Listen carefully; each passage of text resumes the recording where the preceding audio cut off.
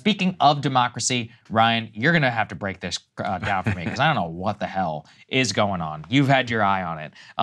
The only reason I'm even acquainted is because Tucker Carlson apparently went from the UFC with Donald Trump at Madison Square Garden, and the next day is on the ground in Madrid amidst significant protests. He spoke to some of the Spanish press while he was there, and I'm going to get your reaction on the other side. Anybody who would violate your constitution, potentially use physical violence to end democracy is a tyrant, is a dictator. And this is happening in the middle of Europe. So we thought it deserved more coverage than it's getting.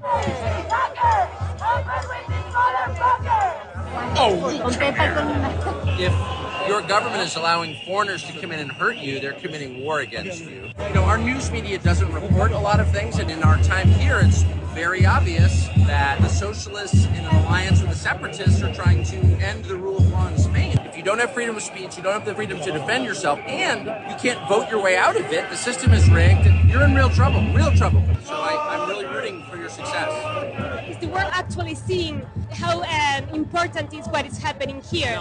No, the world is not seeing how important it is, but we hope to change that. Yeah, I'm sure you will. Thank you very much. Thank you very much. Okay, what's he talking about? Right, The socialist revolution in Spain? That doesn't sound good. There have been civil wars and Sounds other great things to me. that have finished that. Yeah, well, it didn't work out so well for No, it Franco, didn't. or with Franco, did it? No, it didn't. So tell us about what he's Round talking two, baby. about. Yeah. Tell us what's happening. Socialists will rise again. So I was there this summer as this was kicking off.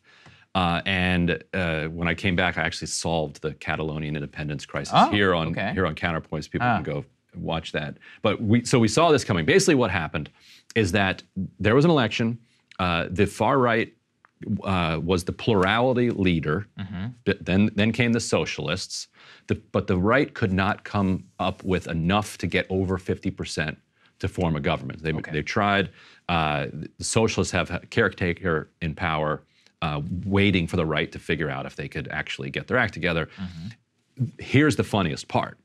In 2017, there were a bunch of illegal referenda held by the Catalonian independence movement, basically in Barcelona and around there, where they were going to vote on whether or not they would be independent. And the government said, you cannot vote on whether you're going to be independent. You can't be independent. They insisted they're going to have the vote anyway. People might remember from the time there was this violent crackdown on the referenda. They were chasing these wild scenes where they're chasing voters, basically through middle schools and through stairwells, and they arrested a whole bunch of the separatist movement leaders.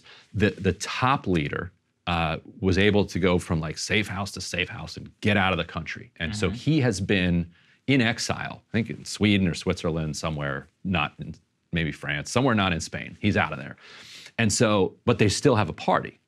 And so after the election results came in, it became clear that whoever could win the separatist vote in parliament would then be able to form a government. Okay. And so they had to negotiate with this guy who was in exile.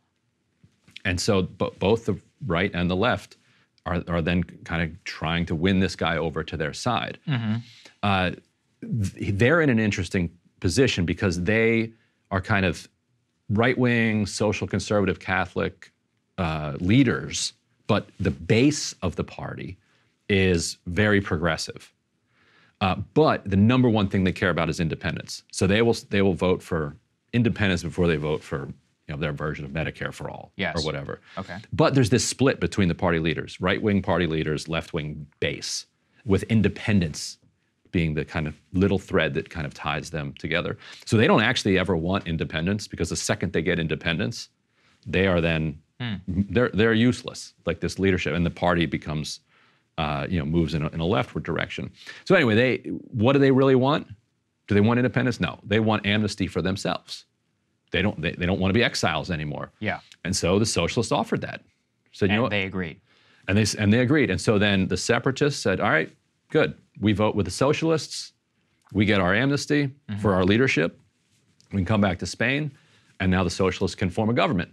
And the separatist party is cool with that, because they fundamentally are kind of center-left, left-wing, and they also want amnesty for their leaders. And so the right is like, we got a plurality of the vote. This is unfair. This is a takeover. This is a coup. And it's like, it's not a coup. They have more than 50% in the parliament. They're forming a government. So what would they say in response to they would say it's illegal to like basically pardon criminals. Because you are. Like, that's what they're doing. Like, so there's some truth to it, okay? Yeah, but the right would have done it too. So they say conservative and judges don't say that the Socialist Leader Pact damages the rule of law. It does. Because it violates, the amnesty deal violates a 2017 law that was passed inside of Spain. Catalonia, for the breakaway and the referendum, says it will. So the previous leader had agreed not to defuse the conflict, and now the socialists will, quote unquote, take over the government. Now, what are some of the other aim? I mean, is that the only thing that they're protesting? Like, what percentage of the vote did the socialists get in the vote? A lot. I mean, it was they're still number 2. Yes, and they were. The right was expected to win an outright majority with that, and they came in. They underperformed and the socialists overperformed. So that they were already frustrated there. And so now they're like, oh God, we need a couple more percentage points. Where are we gonna get it? And it's like all these damn separatists. And I think they felt like the right feels like the leaders betray them because they like are right wingers also. So like, why aren't you with us? And so what they say is that, quote, fears that this is from the Financial Times, fears that the amnesty law is opening a way for Parliament to interfere in court decisions has prompted a statement from the Supreme Court of Spain, which says a government chamber emphasized the need to guarantee judicial independence from all institutions and underscored the court's duty to safeguard equality in the application of law. The proposed amnesty is now drawing condemnation from prosecutors, judges, lawyers, police officers, and Spain's main business lobby, and tens of thousands of people are taking to the streets. The text of the amnesty law says that it will cover not only people who organized the referendum in 2017, but also those who committed crimes with a profound connection to the independence bid. So this actually is pretty crazy. They're not just saying it's like you helped organize a referendum. They're like straight up like criminal terror. I mean, terrorist is a I'm not going to say the word. Whatever. In Spain they probably would, but I don't know enough in order to use the term and apply it to them. But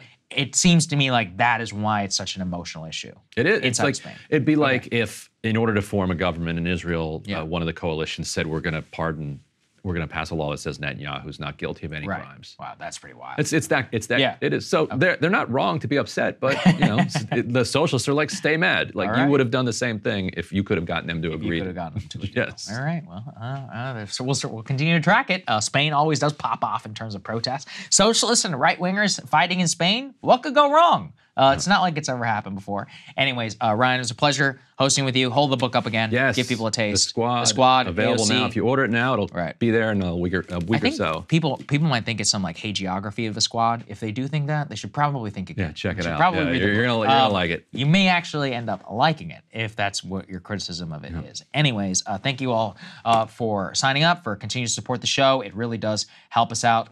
You guys are gonna have a great Counterpoint show for everybody tomorrow, and otherwise, I will see you all on Thursday. Hey guys, if you like that video, go to breakingpoints.com, become a premium subscriber, and help us build the best independent media organization on the planet. That's right. We're subscriber funded. We're building something new. We want to replace these failing mainstream media organizations. So again, to subscribe, it's breakingpoints.com.